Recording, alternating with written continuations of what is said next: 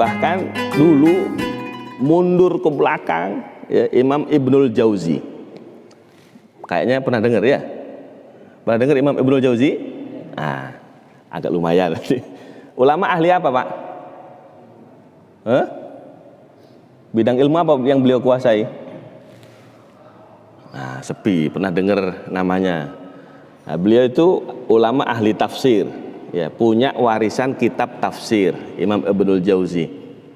Kemudian punya warisan dalam bidang ilmu hadis, punya kitab tentang hadis, juga tentang fikih, juga tentang sejarah. Al-Muntazam fi Tarikhil Umam, fi Tarikhil Muluki wal Umam. Besar, berjilid-jilid sampai 9 jilid. Itu meninggalnya beliau tercatat dalam sejarah ribuan orang Nasrani, orang Yahudi masuk Islam. Kebayang nggak? Jadi ulama kita meninggal, Yahudi, Nasrani masuk Islam. Itu abad keberapa? Ke-5, ke-6. Beliau 500 sekian meninggalnya. Mundur lagi Imam Ahmad bin Hambal. Nah, pernah dengar kayaknya ya? Oh iya, mazhab Hambali. Itu beliau tercatat di dalam sejarah, begitu meninggal Laut Merah macet. Kebayang nggak laut macet? Kepingin hadir jenazahnya beliau, apa?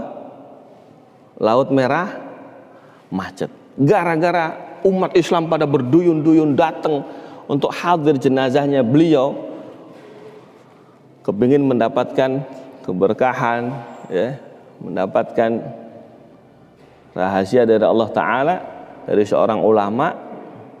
Itu laut padat, daratan padat. Menyaksikan yang seperti itu tercatat dalam sejarah, kata para ulama, 20.000 orang masuk Islam. Berapa?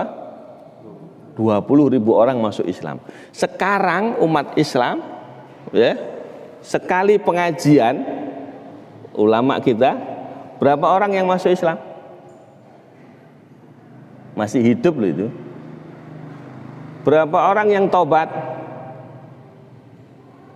Berapa orang yang tadinya jarang pengajian jadi sering ngaji? Ada perubahan? Masya Allah. Miris. Sampai kembali ke zaman perang dunia, ulama banyak dibantai, banyak dibunuh, sampai komunis disebarkan. Nah, mulai krisis terjadi. Sampailah pada kebingungan bagaimana sih mencetak atau mengkader sampai menjadi ulama lagi. Itu majelis-majelis, madrasah-madrasah tidak seperti zaman dulu. Ya, terjadilah yang namanya gimana supaya bisa mencetak santri, gimana supaya bisa mencetak ulama ini hampir kehilangan jejak.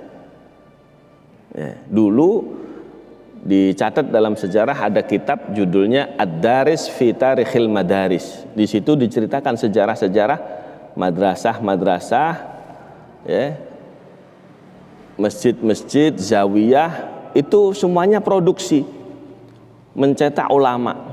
Sampai zaman sekarang yang bisa seperti itu hanya di beberapa tempat. Di antaranya di Gaza itu. Di Gaza, di Palestina, itu masjidnya berproduksi. Per tiang itu 12 penghafal Quran per tahun produksinya. Jadi setiap tiang masjid itu menghasilkan berapa? 12 orang penghafal Quran per tahun. Satu tiang.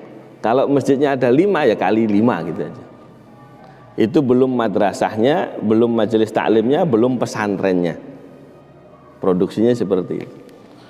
Nah, bagaimana dengan kondisi kita? Masjid kita produksi nggak? Memproduksi apa masjid kita?